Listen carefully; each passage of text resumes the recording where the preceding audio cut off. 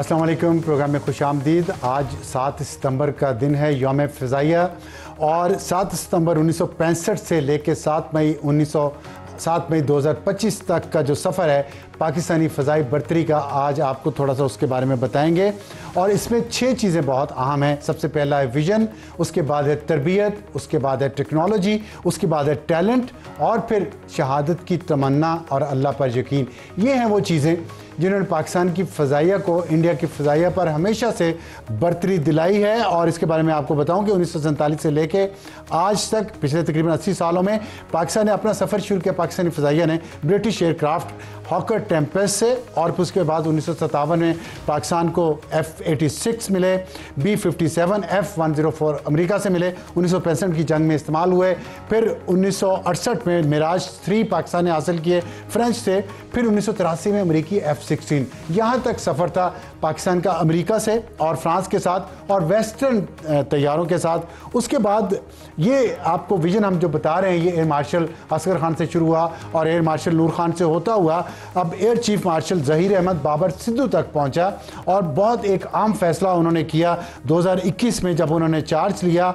उन्होंने जो पाकिस्तान की फ़ज़ाइया का इन्हिसार था वेस्टर्न टेक्नोलॉजी पे, अमेरिकी तैयारों पे, उसको पीछे किया और चाइनीज़ तैयारों पे, जिसमें JF-17 थंडर जो जॉइंट वेंचर है और J-10C, उनको फाइटर तैयारों के ज़रिए उनको अगली सफ़ में लेके आए। ये वो विजन था जिसने पाकिस्तान को 7 मई 2025 को उस फ़ज़ाई बर्तरी को कायम रखने में मदद दी। फिर ज़ाहिर है जो मैंने आपको बाकी चीज़ें बताई हैं, तरबियत, टेक्नोलॉजी, टैलेंट, अल्लाह पर यकीन और शहादत की तमन्ना। तो ये थे वो जो विज़न, जो बहुत बड़ा फ़ैसला इस जंग में हुआ मई 2025 में, वो ये था कि F-16 जिस पे अमेरिका को एतराज़ रहता था वो पीछे किए गए और J-10C, JF-17 थंडर के ज़रिए इंडिया को वो सबक सिखाया गया कि जो इंशाल्लाह वो सारी उम्र नहीं भूलेगा।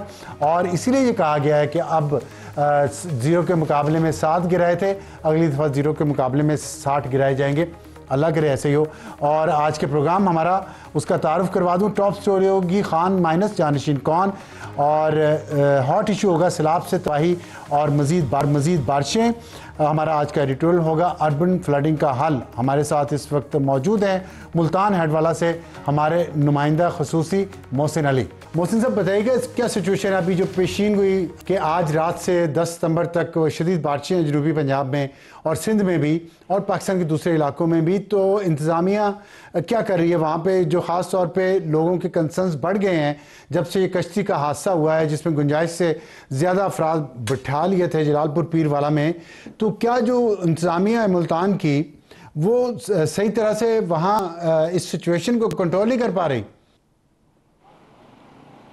सर, मैं इस वक्त मौजूद हूँ मुल्तान के इलाके हेड मोहम्मद वाला के मकाम पर, जहाँ पे आज भी 4 लाख क्यूसेक का रेला गुजर रहा है। इंतज़ामिया का ये कहना है कि भारत की आबी जहरियत की वजह से हेड त्रीमू से मुल्तान में कल तक तकरीबन 5 लाख से जायद का जो रेला है वो यहाँ से गुजरेगा।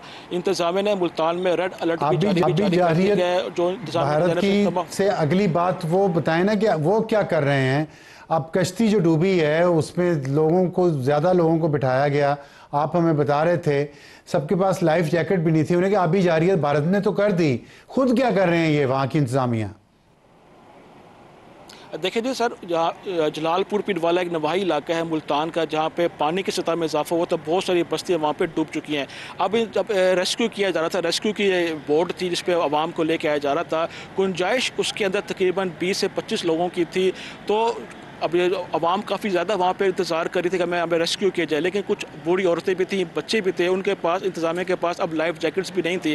तादाद ज़्यादा होने की वजह से उन्होंने कहा चलो अब रात का टाइम भी होता जा रहा है तो उसको रेस्क्यू किया जाए। बदकिस्मती जिस जगह से वहाँ से वो बोट को लेके जा रहे थे, वहाँ पर जो पानी की सतह एकदम कम हो गई और पानी के नीचे जहाँ पर सब्जियाँ थी और दूसरी चीज़ें थी वो भी वहाँ पर मौजूद थी, जिसने बोट ने हिचकोले खाए, जिसकी वजह से वो जो कश्ती उल्टी है, पास लाइफ जैकेट थी वो तो महफूज हो गया, जिसके पास नहीं थी वो बेचारे डूब गए। इसमें 5 शहादतें हो चुकी हैं, इसमें खातून भी हैं, बच्चे भी हैं। इंतजामिया का ये कहना है कि हम कुछ दिन से वहाँ पर ऐलानात कर रहे थे कि अपनी मदद आपके तहत भी लोग यहाँ से नकल मकानी कर लें, कुछ लोगों को लेके आया जा रहा था, लेकिन कुछ लोग बज़िद थे कि हमने अपने घर बार नहीं छोड़ने, अपने जानवरों को नहीं छोड़ना। अब पानी की सतह में जैसे ही इजाफा हुआ तो लोगों ने शोर मचाया कि हमें यहाँ से रेस्क्यू किया जाए। जब कश्ती वहाँ तक पहुंची, ठीक है, लोग तो ज़ाहिर ये करेंगे, लेकिन जब कश्ती वाले थे जिम्मेदारी तो उनकी थी ना, कितने लोग बिठाने हैं, कितने बिठा लिए, ये चेक तो इंतजामिया ने रखना है ना। अगर इंतजामिया लोगों के दबाव पे गलत फैसले करेगी तो फिर उनकी ट्रेनिंग कहाँ, उनके इतने बड़े बड़े एग्ज़ाम पास करके वो आते हैं, फिर इतना उनका तजर्बा होता है, वो किधर जाता है। खैर मुझे ये बताइएगा कि ये जो मुल्तान मुजफ्फराबाद रोड है ये खुली है कि नहीं खुली, इस पर काफ़ी मीडिया में आ रहा है। अच्छा देखिए, हेड मोहम्मद वाला रोड तो आज इंतजामिया ने खोल दिया ताकि कुछ लोगों की जो आमद रफ्त सिलसिले हैवी ट्रैफिक है उसको बंद कर दिया गया है। जो रोड पे तरफ में एक साइड है वो खुली हुई, इसमें मोटरसाइकिल और गाड़ियाँ जा सकती हैं। ये हेड मोहम्मद वाला रोड है वो मुल्तान को 4 अजला से आगे मिलाता है, जिसमें झंग भी है, मुजफ्फरगढ़ भी है, लिया भी है, तोनसा भी है। तो ये रोड काफ़ी मसरूफ़ तरीन मुल्तान का रोड था। अब ये 5 दिन से ये रोड बंद था, जिस वजह से लोग काफ़ी अजियत में मुब्तला थे। लोग काफ़ी लंबा सफ़र करके मुल्तान से मुजफ्फरगढ़ और झंग की सड़क तक जाते थे। आज इंतजामिया ने कहा कि आज इतवार का रोज़ है, मुल्तान में पानी की सतह भी है वो भी कम हो चुकी है, तो इस वजह से लोगों को सहूलत देने के लिए इतवार की वजह से ये रोड सिंगल साइड तो खोल दिया गया। डबल साइड जो है वो मसाइल हैं लोगों के, और जितने वहाँ पे मुतासरीन हैं उनके कैंप्स में खाना और दूसरी सहूलियात, मेडिसिन, डॉक्टर्स वगैरह अवेलेबल हैं या लोगों की शिकायत हैं? क्योंकि हमने देखा है मीडिया पे कि डिप्टी कमिश्नर, असिस्टेंट कमिश्नर एक एक दो दो रोटियां भी दे रहे हैं, तो उसका भी एहसान जता रहे हैं और साथ तस्वीरें भी दिखा रहे हैं। क्या इसी तरह की रिपोर्ट्स हैं आपके पास भी? कुछ जगहों पे इंतजामिया ने अपने जो सैलाब ज़दगान के लिए कैंप लगाए गए हैं, कुछ जगहों पे कुछ लोगों ने अपनी मदद आपकी तरफ भी लगाए गए, लेकिन इंतजामिया की तरफ से 2 तरह की नहलें सामने आ रही है। एक तो जहाँ पर कैंप लगाए गए हैं वहाँ अक्सर मकामात पर लाइट ही मौजूद नहीं है, लोग काफ़ी परेशान हैं क्योंकि रात के टाइम इतने मच्छर होते हैं वहाँ पर, लोगों को रहना काफ़ी मुश्किल हो गया है। दूसरा सबसे अहम मसला ये है कि वहाँ पर पीने का साफ़ पानी भी अक्सर मकामात पर नहीं होता, लोग गंदा पानी पीने पर मजबूर हो चुके हैं। तीसरा सबसे जो अहम मसला है वाशरूम्स का है। अब 200 के करीब लोग एक खैमा बस्ती में रह रहे हैं, उनके लिए सिर्फ 2 वाशरूम बनाए गए हैं, जिसमें से ख़वातीन भी इस्तेमाल कर रही हैं, मर्द भी इस्तेमाल कर रहे हैं, बच्चे भी इस्तेमाल कर रहे हैं। और दूसरा वहाँ पे निकासी आप का सिलसिला भी नहीं है। ख़वातीन है वो रो रही हैं, उनका ये कहना है कि हमें सिर्फ एक टाइम का भी खाना मिलता है, कभी दूसरे टाइम का मिलता है, कभी नहीं मिलता। बच्चे जो हैं वो काफ़ी भूख से बिभरा उठे हैं, उनका ये कहना है कि हमें दूध की शदीद किल्लत है, दूध मुयस्सर नहीं है, जिस तरह से बच्चे रोते हैं यहाँ पर। और दूसरा सबसे अहम बात यह है कि यहाँ पर जो बच्चों में बहुत सारी बीमारियां फैल रही, ख़ास तौर पे मलेरिया है वो ज़्यादा फैल रहा है, जिल्द की बीमारियां हैं वो ज़्यादा फैल रही हैं, क्योंकि यहाँ पर मच्छर काफ़ी ज़्यादा है। रात के टाइम दरियाई इलाका है, यहाँ पर कोई ऐसे इंतजाम यहाँ पर मौजूद नहीं है, जिसकी वजह से जो लोग हैं वो काफ़ी परेशान है। और टेंट जहाँ पर लोगों को मिले हुए हैं। बहुत शुक्रिया मौसम साहब। जैसा कि आपने सुना, उम्मीद है कि हुकूमत भी सुन रही होगी, सूबाई हुकूमत भी और वफाकी हुकूमत भी, और PDM में भी, NDA में भी। कितने मसाइल हैं सिर्फ एक जगह के, लाइट नहीं है, पानी नहीं है, वॉशरूम्स नहीं है, और फिर बीमारियां फैल रही हैं बच्चों के पास खाने के लिए, और लोगों के पास भी जो एडल्ट्स हैं उनके पास भी खाने का सामान सही तरीके से नहीं पहुंच रहा। हमें ज्वाइन किया स्टूडियोज़ में बैरिस्टर उमैर न्याजी ने, रुकने कौमी असम्बली है पाकिस्तान तहरीक इंसाफ से आपका ताल्लुक है, सेनेटर अफनानुल्लाह रहनुमा है मुस्लिम लीग नून के। सैलाब आया हुआ है, बहुत शुक्रिया। हम उस पर बात भी आपसे थोड़ी सी करना चाहते हैं, लेकिन सियासत भी साथ साथ चल रही है तो सियासत पे भी बात करेंगे। बैरिस्टर साहब ये बताइएगा, आपसे बात का आगाज़ कर लेते हैं कि जो मसाइल हैं, आपकी पार्टी कहीं हमें ग्राउंड पे नज़र नहीं आ रही। हुकूमत तो दायरा हुकूमत की जो शिकायतें हमने सुनवाई हैं, लेकिन सबसे बड़ी सियासी जमात आप कहते हैं आप हैं, तो आपके ख्याल में आपकी जो अंदरूनी लड़ाई है इस वक्त, और जानशीनी पे खान साहब की वो लड़ाई हो रही है और एक दूसरे पे बहुत संगीन इल्ज़ामात लगाए जा रहे हैं, तो क्या इस वक्त पार्टी को ज़रूरत नहीं थी कि वो लोगों में मौजूद होती और कुछ अपनी प्रेजेंस और दूसरी सियासी जमातें भी कर रही हैं, आपकी जमात भी करती? अच्छा, एक लड़ाई वाला तो जी सेपरेट एस्पेक्ट है, वो आज से नहीं चल रहा, वो हमेशा फेजेस रहते हैं। किस पॉलिटिकल पार्टी में नहीं लड़ाई, उसमें हम बात कर लेते हैं। वो मतलब ठीक, आप सैलाब पे चले, पहले आपको जवाब देते हैं। बुनियादी तौर पे जिन जिन इलाकों में सैलाब आया, अभी सलमान राजा साहब 2 दिन पहले तानलिया वाला गए हुए थे। हमारी अपनी टीमें जिस जिस ज़िले की हैं वो अपने ज़िले की लेवल पे अपनी रेस्क्यू सर्विसेज में और लोगों को हेल्प आउट करने में कर रही है। मगर आप देखें इंतज़ामिया का रवैया क्या है। देखें कि लोगों की आपने हेल्प आउट करनी है तो उसमें रोड़े तो नहीं अटकाने चाहिए। आप उसमें भी SOP बनाएं कि नहीं जी आप गवर्नमेंट के थ्रू होके जाएंगे, आप पर्टिकुलर स्टिकर लगाएंगे तो तब आप डिस्ट्रीब्यूट कर सकते हैं। तो ये राशन डिस्ट्रीब्यूशन, ये वक्त इस वक्त डिवाइड का नहीं है, ये वक्त है कि सब तफरका छोड़ के लोगों को रिहेबिलिटेट करने का। बारे में भी है तस्वीरें लगाने का भी, और फिर वहाँ पे लोग ये भी बात कर रहे हैं कि हमें पहुँच ही नहीं अभी तक, जो हुकूमत ने वादे किए थे पूरे नहीं किए। नहीं, हम फोकस नहीं हमारा मीडिया का उस तरफ, अब केपी की तरफ, लेकिन वहाँ भी हालात ऐसे ही। देखिए, जो घरों की कॉम्पनसेशन थी 10 लाख, अगर घर का कहा है तो ऑडिट होके सारों को वो अवेलेबल किया गया। अगर किसी की कोई शिकायत है उसे फ्लैग करना चाहिए। इंफ्रास्ट्रक्चर तबाह हो गया, इंफ्रास्ट्रक्चर तो कुछ खोलना, उनको बनाना पुलों को।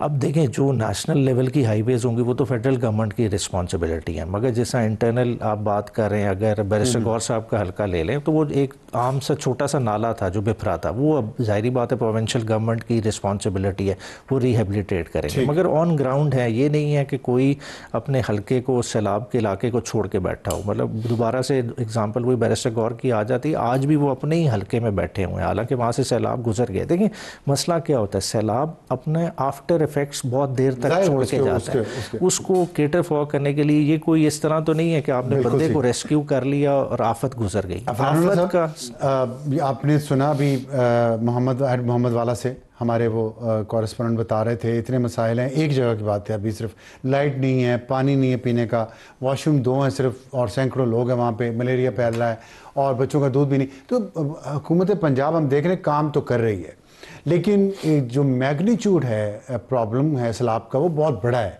रिस्पांस उस लेवल का नहीं आ रहा शायद। और आपकी इंतज़ामिया के बारे में जो हम सोशल मीडिया पे कुछ क्लिप्स देखे हैं, जितने भी अच्छे काम करते हैं इस तरह के 1-2 क्लिप्स आके उन तमाम एफर्ट्स पे पानी फेर जाते हैं। आप समझते हैं कि कुछ बेहतरी गवर्नेंस में हो सकती है कि नहीं? जी, बिस्मिल्लाह रहमान रहीम।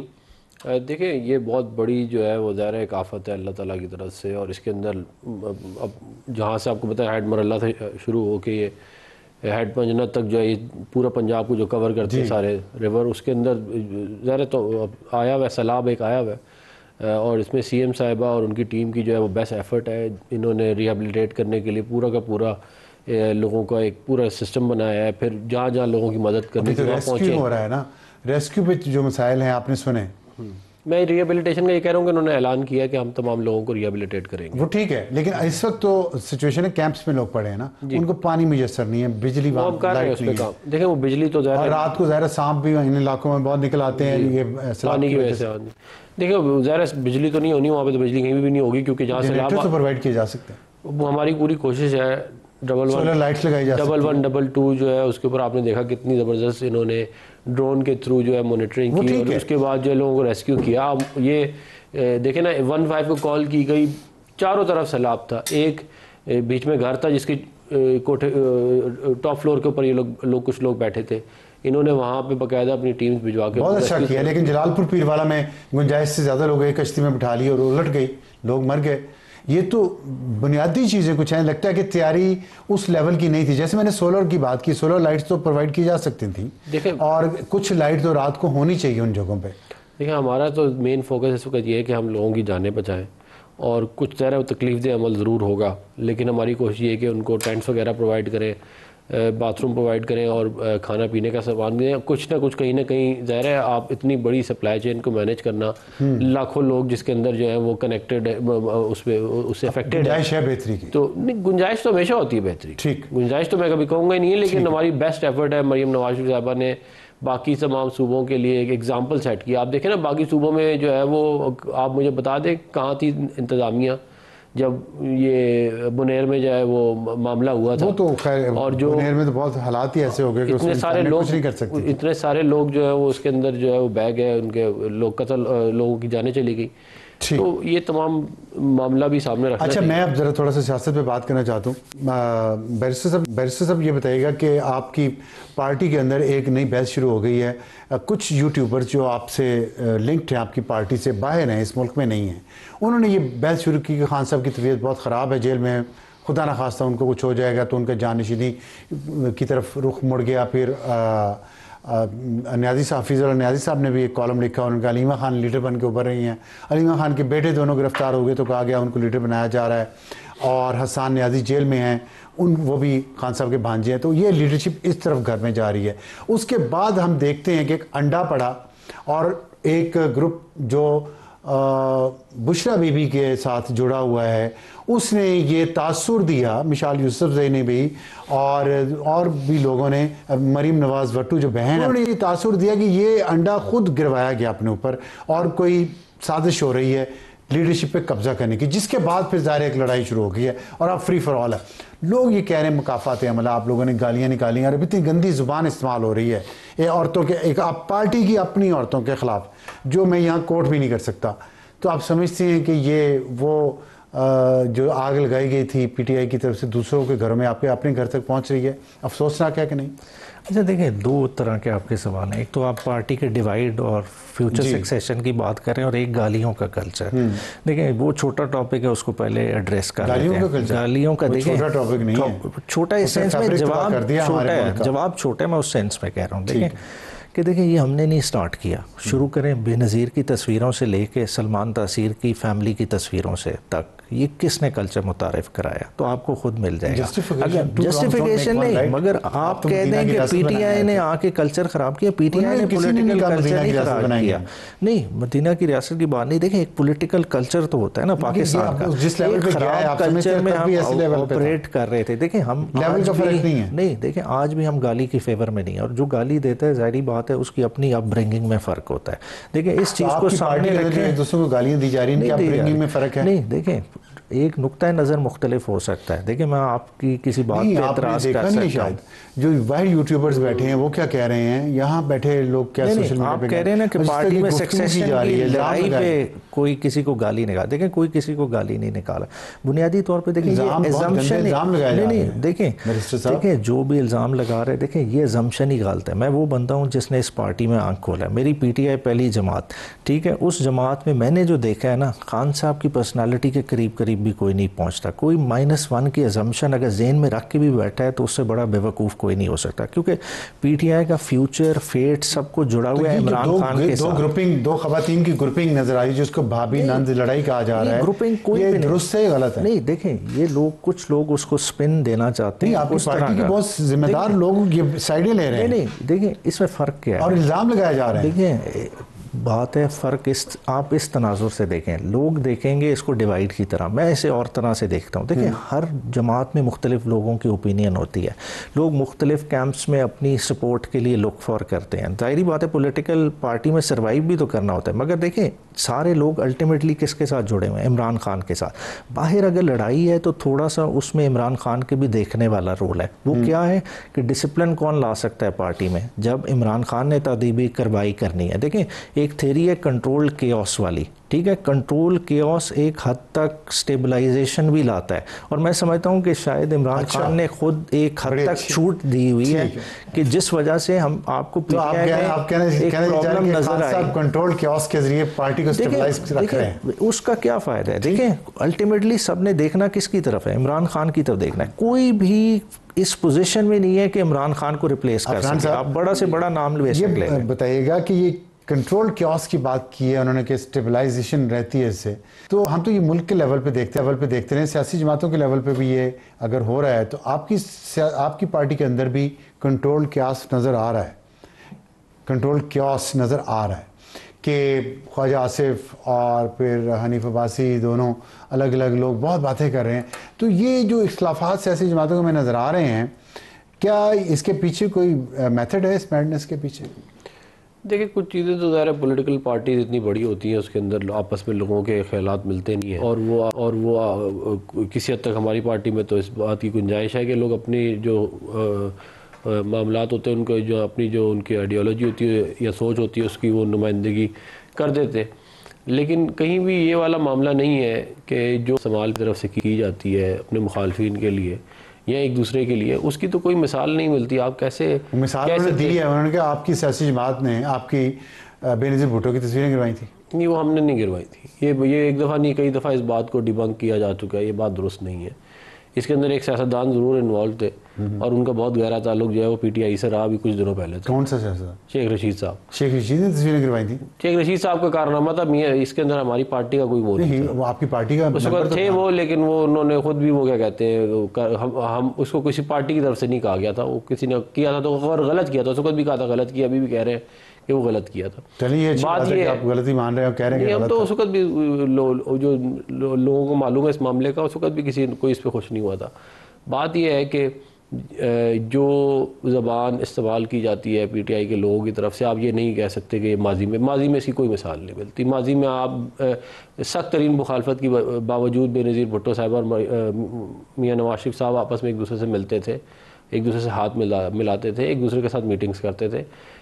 सख्त तरीन जो है मुखालफत के बावजूद जो ज़बान, जिस तरह की गालियाँ का कल्चर बिल्ड किया गया है, बाकायदा जूम मीटिंगों पर इमरान खान साहब जो हैं वो लोगों को हिदायत देते थे कि फ़लाने को ये बोलो, फ़लाने को ये बोलो। ये कोई कल्चर नहीं है, ये पीटीआई स्पेसिफिक कल्चर है। मैंने सब कह रहे, खान साहब तो नहीं इसको नहीं, मैं कह रहा हूँ कि वो खुद इनके लोगों ने मुझे बताया है जो उन मीटिंग में बैठे रहे थे, और एक नहीं बहुत सारे लोगों ने बताया है कि बाकायदा जूम मीटिंग में वो कहते थे कि तुम ये बोलो जाके, ये अल्फाज इस्तेमाल करो, ये और वो, ये इस किस्म की ये जो गालियाँ दिलवाने वाला कल्चर है, इसके पायनियर है इमरान खान साहब। उनका अगर पाकिस्तान की सियासत के अंदर सबसे बड़ा कोई कंट्रीब्यूशन है नेगेटिव, तो वो यही है। ठीक, बात ये है कि आज एक दूसरे के बारे में जो ये ज़बान इस्तेमाल कर रहे हैं, ये उसी की वजह से ही है। और ये कल को इमरान खान साहब के बारे में भी ये हो चुका है और ये दोबारा भी होगा। अच्छा, मैं आखिरी सवाल आपसे बैरिस्टर से पहले आपसे कर लेता हूँ कि इस कल्चर ने ज़ाहिर सियासत को, सियासतदानों को बहुत नुकसान पहुँचाया है। आप समझते हैं ये कैसे बदल सकता है? देखिए, कल्चर तो तब बदलता है ना कि हमें जब रियलाइजेशन हो कि गलती है। तो रियलाइजेशन पीटीआई को तो लगता है हो गई है। देखिए, अफनान मेरे भाई हैं, देखें जो बात कर रहे हैं ना, देखें खुद ही ज़रदारी साहब के बारे में क्या स्टेटमेंट देते रहे। इन्होंने तो एक दूसरे के गिरेबान खींचने थे ना, लाहौर की सड़कों पे घसीटना था। इस तरह की आपने गिरेबान खींचना और ये जो गुफ्तगू हो रही है बहुत फर्क है। देखें, आप क्रिटिसिज्म के पैराए में देखें ना, हेल्दी क्रिटिसिज्म होना चाहिए, ठीक है, बिलो द बेल्ट कन्वर्सेशन। गाली गलौज का बदलना कैसे बदल सकता है? कौन हमारा सियासतदान है जो गाली देता है? मुझे तो ये समझ नहीं आ रही। देखें, एक सोशल मीडिया में जो गलत करे, देखें सोशल मीडिया पे फेक आईडीज बना के गालम गलौज करें, नॉन अकाउंट्स, मिशाल यूसुफजई, सनम जावेद, फलक जावेद, ये सब नॉन है, और सलार वजीर है, पता नहीं कौन कौन, और बाहर बैठे जो आपके यूट्यूबर्स हैं वो सारे इसमें इन्वॉल्व। नहीं, गालियाँ तो मैंने तो नहीं किसी की पढ़ी, मैं ऐसे ही कहूँ, सुन लें उसमें क्या, मैं सुनता नहीं। हमारी मजबूरी है। सेनेटर साहब बताइएगा इस कल्चर को कैसे बदला जा सकता है, सियासतदानों के लिए बेहतर है? देखिए, मैं इनके एक लीडर हैं शहबाज गिल साहब, उन्होंने एक दिन कहा कि पंजाबी में एक अल्फाज उन्होंने कहा जो मैं यहाँ रिपीट नहीं करूँगा, वो इतना कोई गंदा अल्फाज है, और वो कह रहे हैं नहीं ये तो पंजाबी में इसी, मैं कोई पंजाबी में वाली मैंने कभी नहीं सुनी, ठीक है ना। ये इस तरह के मामलात को आपने खुद उठाया आप, और फिर लोगों के नाम बना दिए, किसी का कोई नाम रख दिया, किसी का कोई नाम रख दिया, खुशियाँ में। हाँ, और उसके बाद जो है बहुत सारे एंकरों का नाम भी रख दिया इन्होंने, और वो बाकायदा अपने वीलॉग में उनके नाम इस तरह ख़राब करके लेते हैं। और ये मैं एक मिसाल आपको दे रहा हूँ, मतलब एक ये जो बाकी आपने सनम जावेद, और ये तो मतलब ये तो इतनी नंगी गालियाँ इन्होंने लोगों को दी हैं, आप जाके इनका ट्विटर का अकाउंट उठा के देख लें। बहुत शुक्रिया बैरिस्टर उमैर नियाज़ी साहब और सेनेटर अफनानुल्लाह। वक्त है ब्रेक का, ब्रेक के बाद वापस आएंगे तो हमारा आज का हॉट इशू। हॉट इशू, सैलाब से तबाही और मज़ीद बारिशों का ख़तरा। हमें ज्वाइन किया है DGP PDMA सिंध सैयद सलमान शाह साहब ने। शाह साहब अस्सलाम वालेकुम। ये बताइएगा कि आपने देखा होगा, आपके पास ज़ाहिर है इंफॉर्मेशन हमसे पहले आती है ये, कि आज रात से शदीद बारिशों का एक सिलसिला शुरू हो रहा है सिंध में, कराची में और जनूबी पंजाब में भी। तो ज़ाहिर है इससे मज़ीद फ्लड की सिचुएशन पहले ही काफ़ी ख़तरनाक है। अब सिंध पहुँच रहा है वो फ्लड, तो क्या तैयारियाँ की हैं सिंध की हुकूमत ने और PDMA ने? बहुत शुक्रिया अफसार साहब, आपने मौका दिया है कि आपके तवज्जुह से मैं नाज़रीन तक जो है जो तैयारियां हैं या जो सिचुएशन हम फेस करने जा रहे हैं उसके बारे में आपके ब्रीफ कर सकूं। देखिए, जो पहला आपका सवाल है पार्ट का कि जो बारिशें आ रही है उसका क्या इम्पेक्ट होगा, तो जो हमारी बारिशों का इस वक्त मेन कंसंट्रेशन है वो साउथ और साउथ ईस्ट की तरफ है। हम ज़्यादा फ़िक्रमंद हैं कि वो दरिया के पानी में ना ऐड हों, वो उस बारिशों से होते हैं जो कि कोई सुलेमान रेंज में होती है, क्योंकि वो पंजनत के बाद कोई मेजरिंग गेज नहीं है। तो पंजनत की रीडिंग पे हम एस्टिमेट्स करते हैं कि 52 आवर्स में वो पहुंचेगा, तो उसमें से कुछ परसेंटेज हम माइनस करके एक फॉर्मूलेज हैं जो पास्ट हिस्टोरिकल डाटा के ज़रिए निकाले गए हैं, तो हमारे पास एक एस्टिमेट आता है। उसमें अगर अनएक्सपेक्टेड बारिश हो जाए राजनपुर और इस एरिया में, तो वो हमारे लिए थोड़ा सा वरीसम होता है। लेकिन अल्लाह का शुक्र है जो इस वक्त जो फोरकास्ट है उसमें दरिया के पानी पे इम्पैक्ट नहीं आ रहा, और वो इतना कोई सिग्निफिकेंट बारिश नहीं है उस रेंज में। लेकिन मौसमियाती तब्दीलियों की वजह से आप कुछ भी एक्सपेक्ट कर सकते हैं, तो इसलिए इसके बारे में हतमी तौर पर नहीं कहा जा सकता। बारिशों के लिए जो तैयारी की जा रही है वो जिन एरियाज में एक्सपेक्टेड है वहाँ पे हमने मोबिलाइजेशन कंप्लीट की है, लेकिन वो मोबिलाइजेशन कंप्लीट होने के बावजूद हमारे अर्बन सेंटर्स कुछ टाइम के लिए डेफिनेटली प्रॉब्लम्स फेस करते हैं, इसलिए कि उनकी जो डिज़ाइन कैपेसिटी है वो बड़ी लिमिटेड है। और बारिश अगर ज़्यादा हो जाए जो कि जो जिसके डिज़ाइन से ज़्यादा की, तो फिर उस सूरत में जो है पानी थोड़ी देर के लिए अकोमोडेट होता है और फिर उसके बाद आहिस्ता आहिस्ता ड्रेन आउट हो जाता है। अब आते हैं दरियाई तैयारी के हवाले से। हमारे पास तकरीबन 16 लाख की आबादी है, 16 लाख से कुछ प्लस, जो कि कच्चे के एरिया में रहती है। उस आबादी को हमने 3 कैटेगरीज में डिवाइड किया हुआ है। एक प्रायोरिटी 1 के विलेजेस हैं, एक प्रायोरिटी 2 के विलेजेस हैं और एक प्रायोरिटी 3 के विलेजेस हैं। प्रायोरिटी 1 के विलेजेस जियो टैग्ड हैं, उस विलेज में कितने लोग रहते हैं, कितने घराने हैं, उनको हमने फर्स्ट प्रायोरिटी पे मूव आउट करने के लिए, रीलोकेट करने के लिए इंतजाम किए हुए हैं। इसी तरीके से प्रायोरिटी 2 और प्रायोरिटी 3 है। जो हमारे पास गुद्दू पे पंजनत के बाद पानी हमें एस्टिमेट हो गया तकरीबन 8 लाख के करीब जो है आगे पीछे का रेला हमारे पास पहुंचेगा अगर बारिशें ना हुई तो, जो कि उम्मीद है कि कम होगी कोई सुलेमान रेंज में। तो 8 लाख पे हमारा पूरा कच्चा डूब जाता है और हमें प्रायोरिटी 1 हो, प्रायोरिटी 2 हो, प्रायोरिटी 3 हो, तीनों टाइप के पॉपुलेशन को निकालना पड़ता है और उनको रिलोकेट करना पड़ता है। तो 528 अच्छा, ये हमने जी जी जी आप बोलिए। ये बताइएगा 528 क्या बता, बात पूरी कर लें। जी 528 रिलीफ कैंप्स हमने आइडेंटिफाई किए हैं, क्योंकि जो हमारा कच्चे का कल्चर है कि जो वहाँ पे रहने वाले लोग स्पेशली जो प्रायोरिटी 1 या प्रायोरिटी 2 वाले हैं वो बहुत फ्रीक्वेंटली इस सिचुएशन को फेस करते हैं आफ्टर एवरी 3rd ईयर और 4th ईयर। तो उन्होंने अपना एक ठीक है, अरेंजमेंट किया हुआ ठीक होता है, तो नॉर्मली वहीं पे मूव आउट होते हैं। जी ठीक है। ये बताइएगा आप जो 528 कैंप्स कायम कर रहे हैं, पंजाब से हमें ये शिकायत आ रही है कि वहाँ लाइट नहीं है रात को, जाहिर है बहुत अंधेरी रात होती होगी, किसी तरफ बिजली नहीं है और सिराब का पानी है, खौफ की कैफियत भी है, फिर सांप और दूसरे कीड़े मकोड़े निकल आते हैं जो नुकसानदेह होते हैं, वो नहीं देख सकते अगर आप लाइट ना हो। फिर पीने का पानी वहाँ पे मुयसर नहीं है और 200-300 लोगों के कैंप्स हैं, वॉशरूम सिर्फ 2 हैं और बीमारियां भी फैल रही हैं, बच्चों के लिए भी खुराक नहीं है, दूध नहीं है। तो ये जो जो जो तो तजर्बा हुआ है पंजाब की सिचुएशन देख के, हालांकि इंतजामिया तो काम तो कर रही है वहाँ पे, लेकिन मैग्नीट्यूड बहुत ज़्यादा है, तो आपने क्या सबक सीखा इससे और कैसे इसको बेहतर करेंगे? देखें अबसार साहब, हम पंजाब में तो अभी ये हो फेस किया है, अल्लाह का शुक्र है पहले बचा रहे। हम सिंध में काफ़ी फ्रीक्वेंटली इस टाइप के इश्यूज फेस करते हैं।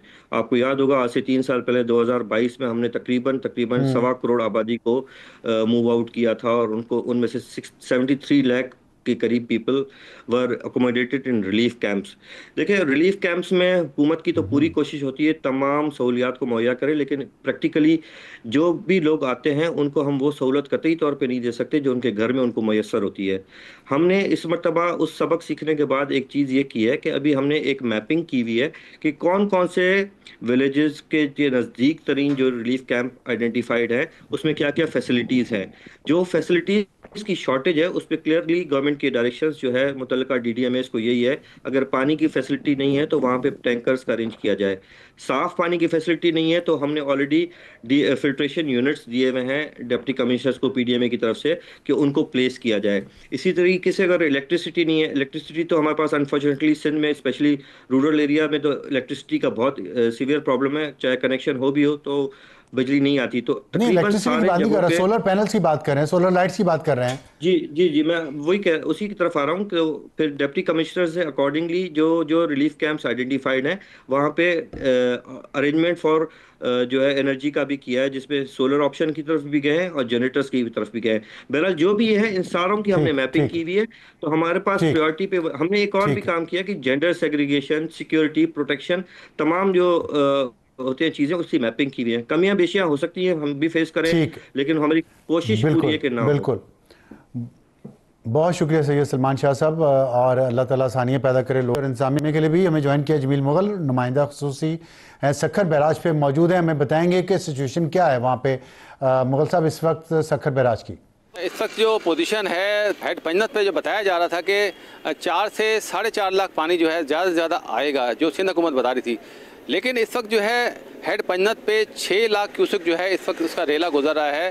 और जबकि दीगर इलाकों से जो है दरिया सिंध में जो पानी गुड्डू बैराज पर पहुंचेगा, तो बताया जा रहा है कि 8 लाख से भी ज़्यादा के रेले जो हैं गुड्डू बैराज पर 9 तारीख तक पहुंचेंगे। हुकूमत सिंध ने भी आज वज़ीर आला ने भी कहा है कि 8 लाख तक का पानी आएगा। ताम इस वक्त तैयारियां कैसी हैं वहाँ पे, वो तो है, तैयारियां कैसी हैं वहाँ पे आएगा और उसके ज़रिए जो है गुड्डू बैराज पर आएगा। तो सूरत हाल जो है हमें तैयारियां, जो सिंध हुकूमत का कहना है कि हमने तैयारियां तो इंतहाई ऊंचे दर्जे के सैलाब की हुई हैं, क्योंकि सखर डिवीज़न में जो है आपका क्या कहना है? अफसार भाई, अब तक सखर में जो बताया जा रहा है कि 155 फ्लड रिलीफ कैंप जो हैं वो कायम किए गए हैं। ताम इस वक्त तक कोई भी फ्लड रिलीफ कैंप जो है इस तरह फ़हाल नहीं है, वहाँ कोई भी सैलाब मुतासिर नहीं आया, क्योंकि कहा गया था कि जब हेड पंजनत पर पानी आएगा, कितना पानी आएगा, उसके बाद ही कच्चे के इलाके में जो इलाका मकीन है जो सबसे ज़्यादा अफेक्ट होगा, उनका जो मुस्तकबिल का फैसला किया जाएगा कि उन्हें कैसे निकाला जाए। ताहम आज कमिश्नर सखर ने जो है तमाम डिप्टी कमिश्नर को कहा है कि कच्चे के इलाके से 24 से 48 घंटों के दौरान जो है वहाँ के जो नशेबी इलाके हैं, जो नीचे है बहुत ज़्यादा, उनको फौरी तौर पर जो है महफूज मकामात तक मुंतकिल किया जाए, क्योंकि कच्चे के इलाके में जो इलाका मकीन है उन्होंने कई सैलाब देखे हैं और उन्होंने अपने सैलाब के मुताबिक 7 लाख 8 लाख के मुताबिक जो उन्होंने अपने जो घर हैं वो ऊँचे किए हुए हैं। तो कच्चे के इलाके से लोग आने के लिए तैयार ही नहीं है, जो हुकूमत की जानिब से तैयारी की। ठीक है जमील मुगल साहब, बहुत शुक्रिया। हमसे ब्रेक के बाद वापस आएंगे तो हमारा आज का एडिटोरियल अर्बन फ्लडिंग का हल क्या है, और वक्त हुआ हमारे आज के एडिटोरियल का। हमारा आज का एडिटोरियल है अर्बन फ्लडिंग का हल, और इसमें हल हम इसलिए बता रहे हैं कि मीडिया पे तनकीद की जाती है कि हम तनकीद तो बहुत करते हैं लेकिन हल नहीं बताते। तो हल आपको बता रही हैं मैमूना सतार इस छोटी सी रील में जो उन्होंने बनाई, और जिसमें उन्होंने ये बताया है कि अर्बन फ्लडिंग के बहुत सारे हल हैं, उसमें से एक ये भी है, देखिए। क्या आपको पता है बारिश के पानी को महफूज करने के लिए बड़े डैम्स के अलावा भी तरीके मौजूद हैं? इनमें से एक रेन वाटर हार्वेस्टिंग, यानी going back to my first sentence, बारिश के पानी को महफूज बनाना है। माहिरीन के मुताबिक माहौलियाती तब्दीली से अब या तो बारिशें ना होने के बराबर होंगी, और जब होंगी तो बहुत होंगी। जब ज्यादा बारिश आता है तो ज्यादा पानी आता है, और जब ज्यादा पानी होगा तो हर शहर, हर गली अर्बन फ्लडिंग का शिकार हो सकती है। Rain water harvesting is one of the solutions जो कि घरों में, नेबरहुड्स में, कम्युनिटीज़ में छोटे बड़े पॉन्ड्स बनाकर की जा सकती है। पाकिस्तान की 4 बड़ी क्रॉप्स के लिए भी बारिश का पानी इस्तेमाल किया जा सकता है। सवाल ये है, रेन वाटर हार्वेस्टिंग करते कैसे हैं? रिसेंटली अपने घर पे रेन वाटर टैंक बनाए, जो छत पे पानी आता है वो पाइप के थ्रू रेन वाटर टैंक में चला जाता है। जो पिछली 100 mm की रेन हुई थी, 16,000 लीटर का मेरा टैंक है वो भर गया था। एक मेरा 1.5 कनाल का लॉन है, एक 8 मरले का लॉन है जिसको मैं पानी दे रहा हूँ। इस टेक्निक से आप न सिर्फ बारिश का पानी महफूज करके उसे सफाई धुलाई वगैरह के लिए इस्तेमाल कर सकते हैं, बल्कि टैंक्स या ज़ेरे ज़मीन कुओं में स्टोर भी कर सकते हैं। ऑस्ट्रेलिया, श्रीलंका समेत मुख्तलिफ ममालिक में रेन वाटर हार्वेस्ट पानी की स्टोरेज का अहम ज़रिया है। डैम्स के अलावा भी सोल्यूशंस मौजूद हैं। You just have to think smart. And while we rebuild our houses, schools and other infrastructure, rain water harvesting का कॉन्सेप्ट ज़रूर ज़हन में रखिएगा। रेन वाटर हार्वेस्टिंग का कॉन्सेप्ट आपको बता दिया है, अब इस पे अमल करना आवाम का और हुकूमत का काम है। आज के लिए इतना ही, खुदा हाफिज़।